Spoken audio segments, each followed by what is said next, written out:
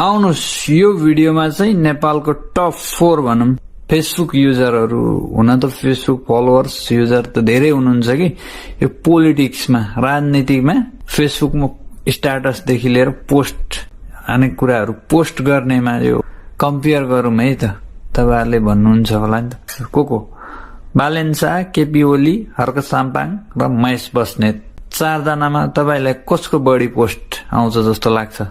केपी ओली बाको फ्यानहरुले त बालेनकै सोच्नु भइसक्यो होला र इभन अरूले चाहिँ कसलाई सोध्दै हुनुहुन्छ? हर्क साम्पाङ हेरौँ है त कसको चाहिँ छ। अहिलेसम्मको रेकर्डमा चाहिँ बालेनको पोस्ट भनेको जम्मा 1500 अनि गएर बालेनको कम्पिटिटर अहिलेको चुनावको लागि पनि सबै कुरामा पहिलादेखि मेयर छँदादेखि लिएर ट्रिक परिरहेको केपी बाको कति छ त 2100 पोस्ट। हुन त केपी बा मान्छे बुढो पुरानो पहिलादेखि फेसबुक चलाएका थिए भन्ने हुनुहुन्छ होला फेरि एमालेवासीले नट एमाले वासीहरूले त्यही भन्दै हुनुहुन्छ होला। तर त्यो चाहिँ हैन ल केपी बा जति नै पुरानो भए पनि नेपालमा फेसबुक आएको धेरै वर्ष भएको छैन।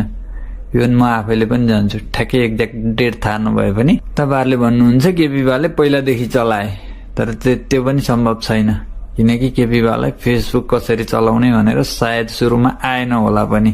मान्छे पुरानै प्रधानमन्त्री नै भए पनि क्षेत्रमा चाहिँ बालेन जति अगाडि पक्कै थिएनन् होला। अहिलेको कन्डिसनमा त अब सिकिसके होलान् र अझै पनि भित्रभित्रको अल फंक्सनमा चाहिँ बालेन जति अगाडि छैनन् होला किनकि बालेन भनेको न्यू जेनेरेसनको मान्छे हो।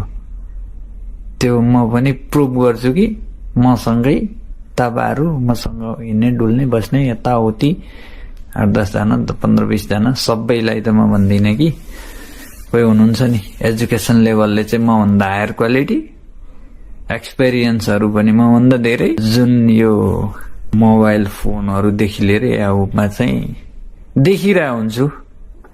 सो त्यो भएर पनि केपी बामा पनि त्यो छ कि भन्ने मेरो है। अनि अब त्यसपछिको को छन् त अब थर्डमा हर्क साम्पाङ या त महेश बस्नेत सोध्दै हुनुहुन्छ हैन। थर्डमा छन् हर्क साम्पाङ 7100 हर्क साम्पाङ।